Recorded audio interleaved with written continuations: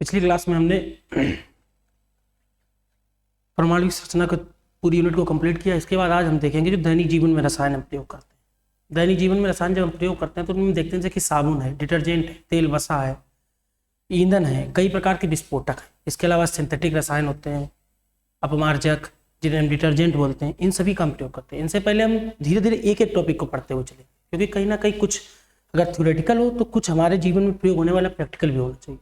तो इसी के साथ साथ हम प्रैक्टिकल के साथ साथ थ्योरेटिकल प्रयोग करते चलेंगे। थ्योरेटिकल पर हमने 2 यूनिट कंप्लीट कर ली है। आज हम डीजल ईंधन पर बात करेंगे, जो कि हम आपको बताएंगे जो दैनिक जीवन में रसायन प्रयोग होते हैं, जैसे कि जहाँ डिटर्जेंट हो, अपमार्जक हो, विस्फोटक हो या ईंधन हो, तो उन्हीं ईंधन पर आज हम बात करेंगे। एक एक टॉपिक को कंप्लीट करेंगे। ईंधन या फ्यूल, मुख्यतः जैसे अगर हम साधारण जीवन में देखें तो ईंधन हम अगर आसपास देखते हैं तो हम यही देखते हैं कि तो पेट्रोल होगा, डीजल या गैसें जो हम खाना बनाने वगैरह में प्रयोग करते हैं, या गाड़ियों में जो जिस गैस का प्रयोग किया जाता है, ये सभी हमारे दैनिक जीवन में प्रयोग होने वाले कुछ प्रमुख ईंधन। ईंधनों के वर्गीकरण पर हम बात करेंगे, लेकिन उससे पहले हम समझेंगे ईंधन है क्या। आखिर में कहीं ना कहीं ये ईंधन अगर रासायनिक भाषा में इनकी परिभाषा दोगे आप बताओगे तो कहीं ना कहीं ये किसी ना किसी तो टॉपिक से जुड़े होंगे। जितने भी ईंधन होते हैं वे सभी कहीं ना कहीं हाइड्रोकार्बन होते हैं। तो जो हाइड्रोकार्बन होते हैं वो क्या होते हैं? जब हम हाइड्रोकार्बन की बात करते हैं, एक यूनिट है हाइड्रोकार्बन, उस पर हम पूरी बात करेंगे। अभी सिर्फ हमें ईंधन पढ़ना है, तो ईंधन पढ़ते समय हम सिर्फ हाइड्रोकार्बन देख लेंगे कि हाइड्रोकार्बन क्या है। ऐसे पदार्थ जो हाइड्रोजन और कार्बन के सहयोग से बनते हैं हाइड्रोकार्बन कहलाते हैं। जब कोई ईंधन जलाया जाता है तो ईंधन जलने पर जलवाष्प और कार्बन डाइऑक्साइड या कार्बन मोनोऑक्साइड जरूर उत्सर्जित करता है। जब ईंधन जलेगा तो कार्बन डाइऑक्साइड या कार्बन मोनोऑक्साइड प्लस जलवाष्प जरूर उत्सर्जित। जब हम हाइड्रोकार्बन की बात करते हैं तो हाइड्रोकार्बन में हाइड्रोजन और कार्बन दोनों होते हैं, जो कि कार्बन डाइऑक्साइड और जलवाष्प के उत्सर्जन के लिए बहुत ही सहायक होते हैं। इसी क्रम में जब हम देखेंगे तो हम देखेंगे कि जो हाइड्रोकार्बन है वो प्रथम प्रकार, जो पहले प्रकार का हाइड्रोकार्बन होगा वो सभी ईंधन होंगे। जितने भी एल्केन टाइप के हाइड्रोकार्बन होंगे वो सभी कहीं ना कहीं ईंधन होंगे। कैसे कि जैसे कि हाइड्रोकार्बन की परिभाषा जब हमने देखी तो हमने आपको बताया कि ऐसे पदार्थ जिनमें हाइड्रोजन और कार्बन दोनों होता है हाइड्रोकार्बन कहलाते हैं। ये हाइड्रोकार्बन 3 प्रकार के हो सकते हैं, या तो एल्केन टाइप के, या एल्कीन टाइप के,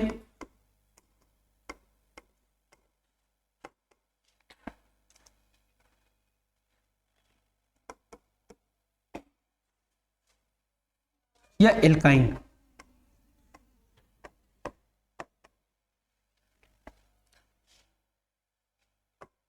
इनको हम एल्केन बोलते हैं,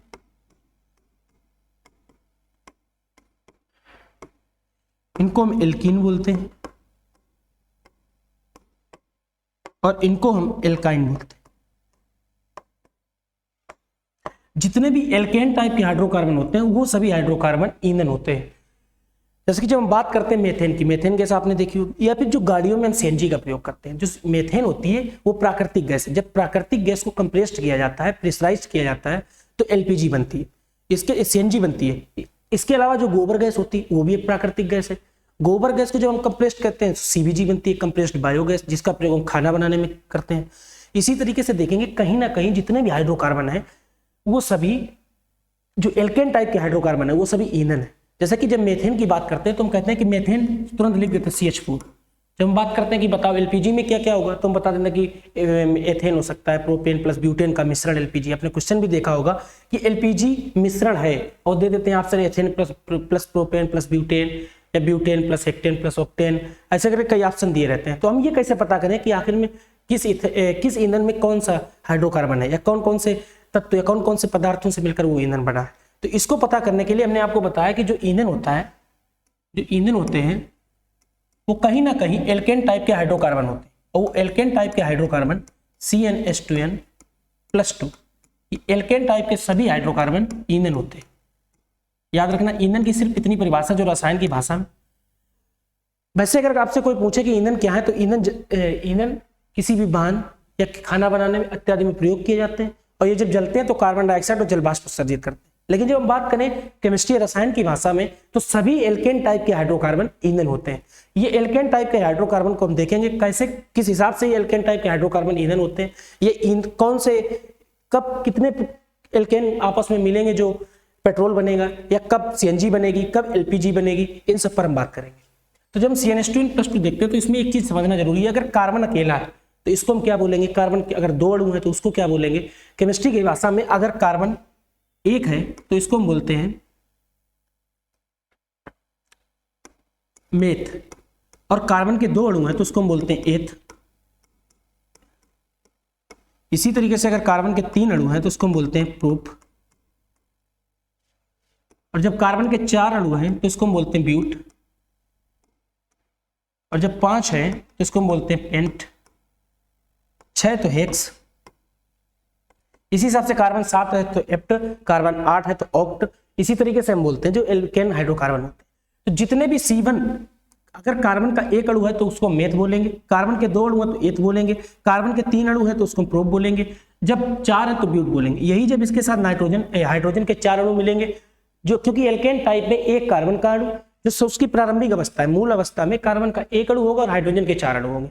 अगर हम कार्बन का यहाँ n की जगह 1 रख दें, अगर हम यहाँ n के बराबर 1 रख दें तो हमें मिलेगा CH4, जो किसी भी हाइड्रोकार्बन या एल्केन का जो पहला रूप है वो CH4 है, जिसे हम बोलते हैं मेथेन। ये जो मेथेन है इसमें कार्बन का 1 अणु, हाइड्रोजन के 4 अणु है।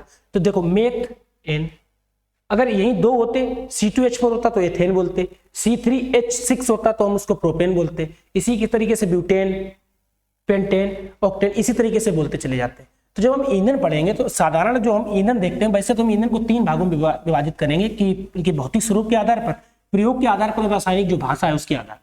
लेकिन अगर अभी हम साधारणता देखें तो हम ईंधन देखते हैं कि जैसे कि ठोस ईंधन हो सकते हैं कोयला, लकड़ी, जब द्रव की बात करोगे तो पेट्रोल हो सकता है, जब गैसेस की बात करोगे पेट्रोल और डीजल होगा, जब गैसेस की बात करोगे तो एलपीजी होगी, सीएनजी होगी, सीबीजी होगी। सीएनजी का फुल फॉर्म पता ही है, compressed natural gas, LPG liquid petroleum gas, CBG compressed biogas. ये सभी कहीं ना कहीं जो एल्केन टाइप के हाइड्रोकार्बन है उन्हीं से मिलकर बनती है। तो एल्केन टाइप के हाइड्रोकार्बन कहीं ना कहीं ईंधन ही होते हैं। इसके बाद जब एल्कीन एल्काइन की बात करते हैं, जब हाइड्रोकार्बन टॉपिक पढ़ेंगे तो उसमें हम देखेंगे कैसे एल्कीन से बेंजीन बनेगा, क्या कार्बन टेट्राक्लोराइड बनेगा, कब क्लोरोफॉर्म बनेगा, उन सब की हम बात करेंगे कि एल्केन टाइप के अलावा भी जो एल्कीन या एल्काइन है वो किस प्रकार के रासायनिक यौगिक बनाएंगे या किन किन चीजों का निर्माण करेंगे, उन सब पर हम बात करेंगे।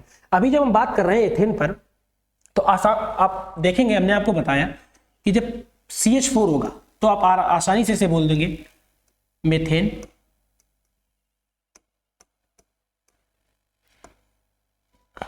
जब CH6 होगा, इस फार्मूले को याद रखेंगे CnH2n+2।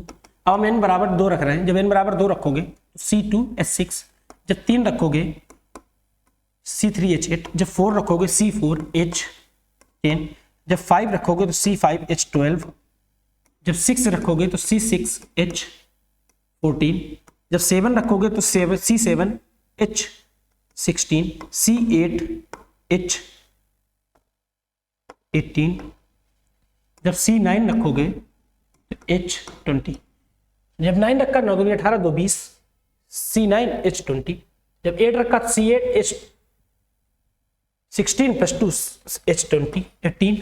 इसी हिसाब से जब C10 रखोगे तो H22। हम देख रहे हैं कि इसका हम जस्ट डबल करके 2 जोड़ते चले जाने, इसका भी डबल 2, इसका भी डबल 2, इसका भी डबल 2। यहाँ पर होगा C7H16, C6H14, तो 6 का डबल 12, 2 जोड़ दिया। जब 5 तो इसका भी डबल, फिर 2 जोड़ दिया। 4 फिर इसका डबल, फिर 2 जोड़ दिया। 3 इसका डबल, 2 जोड़ दिया। 2 इसका डबल, 2 जोड़ दिया। इसी हिसाब से हम चलते जाएंगे C4H, C12, C10, C11, H24 dot CnH2n+2 तक। ये सभी कहीं ना कहीं ईंधन की कैटेगरी को विभाजित कर देंगे। जब हम CH4 की बात करते हैं तो ये सिर्फ मेथेन होता है जिसे हम नेचुरल गैस बोलते हैं। जब CH4 की हम बात करते हैं तो ये मेथेन होता है जिसे हम नेचुरल गैस बोलते हैं। जब हम CH4 की बात करते हैं तो ये होती है नेचुरल गैस। इसी को जब हम कंप्रेस्ड या प्रेशराइज करते हैं तब हम बताएंगे किस हिसाब से हम इसको संपीडित या प्रेशराइज करेंगे, उन सब पर बात करेंगे। तो जब हम नेचुरल गैस को जब संपीडित करते हैं या कंप्रेस्ड करते हैं तब हमें जाकर कहीं CNG मिलेगा और कभी CBG मिलेगा, तब सीएनजी तब मिलेगा जब ये गैस सिर्फ जीवाश्मों से मिलकर बनी होगी, जैसे कि हरे पेड़ पौधे वगैरह कई वर्षों तक जमीन के अंदर दबे रहे, उनसे जो गैस बनेगी वो सीएनजी गैस बनाएगी। इसके अलावा जैसे गोबर गैस वगैरह है, ये भी कई, अगर 1-2 साल तक गोबर को आप किसी एक गड्ढे वगैरह में दबा कर रखो तो उससे जो गैस उत्सर्जित होती है, उस गैस से हम जो जिस गैस का निर्माण करते हैं वो गैस कहलाती है सीवीजी, कंप्रेस्ड बायोगैस, जिसका प्रयोग हम खाना बनाने में करते हैं। सितंबर 2019 से भारत सरकार इसको सिलेंडर में भरकर बेचने लगी है, सीवीजी को, कंप्रेस्ड बायोगैस को। जब CH4 की बात करेंगे मेथेन की, तो ये नेचुरल गैस है। नेचुरल गैस के साथ साथ इसी नेचुरल गैस को 2 कैटेगरी में विभाजित कर देते हैं। एक तो हो सकता है कि ये सीएनजी हो, जिसका प्रयोग हम वाहनों में करते हैं, गाड़ियों को चलाने में करते हैं। इसके बाद में जब दूसरी की बात करेंगे सीवीजी होगा। ये 2 तरीके से संभव है। CH4 मतलब मेथेन गैस 2 भागों में विभाजित की जा सकती है, या तो सीएनजी कंप्रेस्ड नेचुरल गैस होगा या कंप्रेस्ड बायोगैस होगी। इसका प्रयोग खाना बनाने में करेंगे, इसका प्रयोग वाहनों में करेंगे। हम अक्सर देखते हैं कि भारत सरकार प्रेशर देती है या दबाव बनाती है कि आप पेट्रोल वाहनों का प्रयोग कम करें, डीजल वाहनों का प्रयोग आप कम करें। जैसे पहले रेलगाड़ी जो है कोयले से चलती थी, फिर धीरे धीरे डीजल पर आए, फिर हम धीरे धीरे लाइट की तरफ बढ़ रहे हैं। कोयले से डीजल, डीजल से लाइट, इसी प्रकार से जो कारें होती हैं, पहले पेट्रोल से, पहले डीजल से, फिर पेट्रोल, पेट्रोल के बाद गैस है। ऐसा क्या इनमें है कि ये कहीं ना कहीं जब हम सीएनजी, कभी कहते हैं कि सीएनजी गैस का प्रयोग करो, कभी कहते हैं कि एलपीजी का प्रयोग, कभी कभी कहते हैं एलपीजी का प्रयोग करो, कभी कहते हैं पेट्रोल से गाड़ियां चलाओ। ऐसा क्या है? भारत सरकार को आखिर पर्यावरण के लिए क्या ऐसी समस्या है जिसका निवारण सीएनजी से प्रयोग करने से हो जाएगा, जबकि एलपीजी का प्रयोग या पेट्रोलियम का प्रयोग करने से उसका निवारण नहीं हो सकता है? तो इन सब पर हमें बात करनी पड़ेगी। तो जब सीएनजी की बात करते हैं, एक्चुअली में जब कोई भी जितने भी कार्बन होंगे, उन कार्बनों को जलने के लिए एक ऑक्सीजन, 2 ऑक्सीजन अणु की आवश्यकता होगी। एक कार्बन को जलाने के लिए अगर 2 ऑक्सीजन अणु हैं तो वो आसानी से कार्बन डाइऑक्साइड बना लेंगे। और कार्बन डाइऑक्साइड मात्र नेचुरल या प्रकृति में 0.3% है, जो हमारे स्वास्थ्य के लिए किसी भी प्रकार से कतई हानिकारक नहीं है। लेकिन यही अगर ऑक्सीजन की कमी हो जाती है तो बन जाती है कार्बन मोनोऑक्साइड, और कार्बन मोनोऑक्साइड एकदम गोटू गैस। तभी सरकार हर एक व्यक्ति पर ये प्रेशर बनाती है कि आप सीएनजी वाहनों का प्रयोग करो, क्योंकि सीएनजी वाहन में जिस ईंधन का प्रयोग करते हैं उसमें कार्बन के कम अणु होते हैं, और जब कार्बन संगठित रूप में होगा, कार्बन आसानी से विघटित हो सकता है, तो उसके लिए हमें कम ऑक्सीजन की आवश्यकता होगी। और अगर कम ऑक्सीजन की आवश्यकता होगी तो जो कि आसानी से हमें उपलब्ध हो जाएगी। अगर ज्यादा ऑक्सीजन की आवश्यकता होगी तो अगर ऑक्सीजन की कमी हुई तो कार्बन जलेगा, लेकिन कार्बन या ईंधन जलेगा तो वो जो कार्बन है वो कार्बन जलकर कार्बन डाइऑक्साइड ना बनाकर ऑक्सीजन की कमी के कारण कार्बन मोनोऑक्साइड बनाएगा, जो एकदम गोटू गैस। कार्बन मोनोऑक्साइड आपने सुना भी होगा कि अगर बंद कमरे में सर्दियों में अंगीठी जलाकर सो जाओ तो कई बार कई लोग उसमें मृत अवस्था में पाए जाते हैं। इसका कारण यही होता है कि जब वो कमरे को बंद करते हैं उस समय कुछ ऑक्सीजन उपस्थित होती है। जब कोयला जलता है तो कोयले को अधिक ऑक्सीजन की आवश्यकता होती है।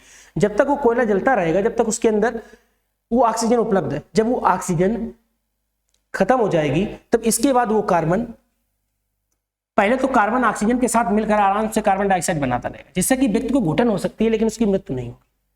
लेकिन जैसे ही ये ऑक्सीजन की कमी हुई, अब ये कार्बन जलेगा, अधबुझे ईंधन के रूप में रहेगा। अधबुझे ईंधन के रूप में जो रहने के कारण अब ये बनाएगा कार्बन मोनोऑक्साइड, जिससे कि कार्बन मोनोऑक्साइड एक दम गोटू गैस है। और ये दम गोटू गैस होने के कारण व्यक्ति इससे बहुत जल्दी या 1-2 घंटे में उसकी मृत्यु हो जाती है। इसका कारण क्या है कि कार्बन मोनोऑक्साइड या कार्बन डाइऑक्साइड हमारा शरीर जब लेता है तो आसानी से जाता है।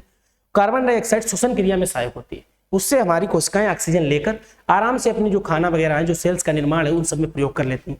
लेकिन जब कार्बन मोनोऑक्साइड जाता है तो कार्बन और ऑक्सीजन का, कार्बन मोनोऑक्साइड में आप ध्यान दीजिए, कार्बन मोनोऑक्साइड में कार्बन और ऑक्सीजन के बीच इतना गहरा संबंध है कि जब ये हमारे शरीर में प्रवेश करता है तो उस समय ये कार्बन ऑक्सीजन से अलग नहीं होता है, और ये वापस जिस रूप में जाता है, हमारी कोशिकाओं को ऑक्सीजन की आवश्यकता होती है, लेकिन जब कार्बन मोनोऑक्साइड हमारे शरीर में जाएगा तो कार्बन मोनोऑक्साइड जाने के कारण ये ऑक्सीजन उससे अलग नहीं होगा, और हमारी कोशिकाएं कहेंगी भाई ऑक्सीजन लाओ, लेकिन ये कहेगा नहीं, क्योंकि इनका आपस में इतना घनिष्ठता है कि हमारे कोशिकाओं को ऑक्सीजन न देकर ये वापस कार्बन मोनोऑक्साइड वापस आएगी और हमारी कोशिकाओं तक जाकर और वापस आएगी, पास तक जाएगी, लेकिन उनका प्रयोग नहीं ऑक्सीजन का हो पाएगा। तो हमारी कोशिकाओं को जब ऑक्सीजन नहीं मिलेगी तो कोशिकाएं मृत हो जाएंगी, और कोशिकाएं मृत हो जाने पर व्यक्ति की मृत्यु हो जाती है। तो कार्बन मोनोऑक्साइड पर हम विस्तृत बात करेंगे कि आखिर कार्बन मोनोऑक्साइड से व्यक्ति की मृत्यु कैसे हो जाती है।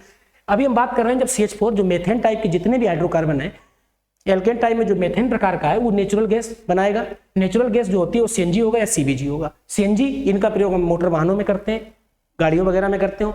सीबीजी जो होगा कंप्रेस्ड बायोगैस होगी, इसका प्रयोग हम पेट्रोल अपने घरों में खाना बनाने में करते हैं। इसका भारत सरकार सिलेंडर में भर भर के बेचने भी लगी है। इसके अलावा हम जब दूसरे टाइप के देखते हैं आगे चल के, जब हमने बात की CH4 पर बात हो गई, इसके बाद जब हम C2H6 एथेन, प्रोपेन और ब्यूटेन की बात करते हैं, जब एथेन, प्रोपेन और ब्यूटेन की बात करते हैं, एथेन, प्रोपेन और ब्यूटेन, जो एथेन, प्रोपेन, ब्यूटेन है, अब ये जब आपस में मिलेंगे तो ये आपस में मिलकर एलपीजी बनाएंगे। मतलब हाइड्रोकार्बन जो एल्केन टाइप के होते हैं उनके 3 रूप, एक दूसरा, पहला एथेन, दूसरा प्रोपेन, तीसरा ब्यूटेन, ये जब आपस में मिलेंगे तो एलपीजी बनेगा। जो एलपीजी गैस, ये वही गैस है, लिक्विड पेट्रोलियम गैस, जिसका प्रयोग हम घरों में खाना बनाने के लिए करते हैं। तो एलपीजी गैस घरों में खाना बनाने में जिस गैस का प्रयोग किया जाता है, अगर कभी पूछा जाए तो उस गैस में कौन कौन से घटक कण पाए जाते हैं या हाइड्रोकार्बन के कौन कौन से यौगिक पाए जाते हैं, तो उनमें एथेन होगा, प्रोपेन होगा, ब्यूटेन होगा। ये क्वेश्चन कम से कम 50 बार, ये प्रश्न कम से कम 50 बार पूछा जा चुका है कि एलपीजी में घटक कण होते हैं, तो एलपीजी किन किन घटक कणों का मिश्रण होता है, तो LPG ethane, propane plus butane का मिश्रण होता है। ठीक है, एथेन, प्रोपेन प्लस ब्यूटेन का मिश्रण होता है। वो बात अलग है कि प्रोपेन में पढ़ेंगे कब, ब्यूटेन में पढ़ेंगे आइसोब्यूटेन, प्रोपेन में आइसोप्रोपेन, इन सब पर बात करेंगे। अभी साधारणतः हम इंट्रोडक्शन देख रहे हैं कि आखिर में एलपीजी है, सीएनजी है, ये सब है क्या। जब हम C5 से H12 से लेकर C12H26, ये सभी पेट्रोलियम है।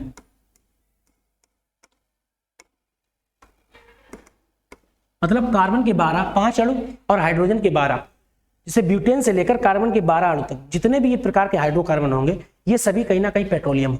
इन सब का प्रयोग हम पेट्रोल में करते हैं। तो कभी पूछा जाए कि पेट्रोलियम किन किन घटक कणों का मिश्रण है, तो आपको दे देगा C5, ऐसे देता है C5H12 से लेकर C12H26 तक, याद रखना। या फिर ऐसे दे देगा C5 से C12, या दे देगा C6 से C8, या दे सकता है कि C4 से C5, ऐसे करके ऑप्शन देगा। तो C5 से CH तक, मतलब कार्बन के 5 अणु से लेकर कार्बन के 12 अणु तक। कार्बन के अगर 5 अणु से लेकर कार्बन के 12 अणु हैं, तो उस अवस्था में जो हाइड्रोकार्बन का मिश्रण होगा वो पेट्रोलियम कहलाएगा।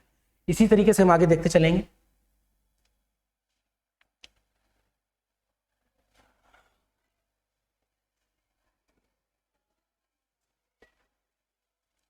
अभी हम C12 तक पहुंच गए। C12 के आगे देखेंगे,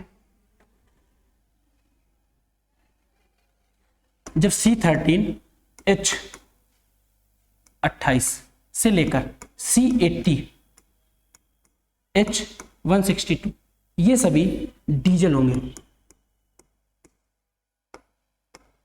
पेट्रोलियम C5 से C12 तक, जबकि डीजल C13 से C18 तक, 80 तक। इसके बाद जब C80H162 से C170 342 H342 तक, ये जो अवस्था होगी, इस अवस्था में हमको केरोसिन मिलेगी। ये लिक्विड जितने या गैसेस जितने भी ईंधन हम दैनिक जीवन में प्रयोग करते हैं उनका वर्गीकरण हो गया। CH4 मेथेन था, मेथेन में हमने आपको बताया CNG होगा, CBG होगा। जब एथेन की बात की तो हमने एथेन, प्रोपेन, ब्यूटेन बताया, एलपीजी का मिश्रण होता है। C5 से लेकर C12 तक पेट्रोलियम होता है। C12 से लेकर C80 तक डीजल होता है। और C80 से लेकर C170 H342 तक केरोसिन होता है, जिसे मिट्टी का तेल बोलते हैं। ये सब सिर्फ साधारण एक ईंधन का वर्गीकरण था। इसके बाद जो उपयोग के आधार पर हो या उसकी भौतिक अवस्था के आधार पर, उन सब पर हम बात करेंगे। जब C170 से हम आगे निकल जाते हैं तो कहीं ना कहीं हमें कोयला मिलने लगता है, क्योंकि जब कार्बन असंतृप्त रूप में होगा, अनसैचुरेटेड फॉर्म में होगा, तो उस अवस्था में हमें कहीं ना कहीं कोयला मिल जाएगा। जो कोयला होता है फिर हम कोयले के टाइप देखेंगे। तो अगली क्लास में पहले हम ईंधन के प्रकार देखेंगे कि ईंधन कितने कितने टाइप से विभाजित किए गए उपयोग के आधार पर। फिर हम diesel, petrol, LPG, CNG, kerosene हो, कोयला हो, इन सब पर बात करेंगे। तो आज की क्लास में सिर्फ हमें जनरल इंट्रोडक्शन देखना था। जो ईंधन का जनरल इंट्रोडक्शन था उन सब पर हमने बात कर ली। इसके बाद में अब अगली क्लास से शुरू करेंगे इनके क्लासिफिकेशन को, इनके वर्गीकरण को देखेंगे, भौतिक अवस्था के आधार पर, इनके उपयोग के आधार पर और अन्य अवस्था के आधार पर कि ये ईंधन कितने विभागों में विभाजित किए गए। आज के लिए इतना ही।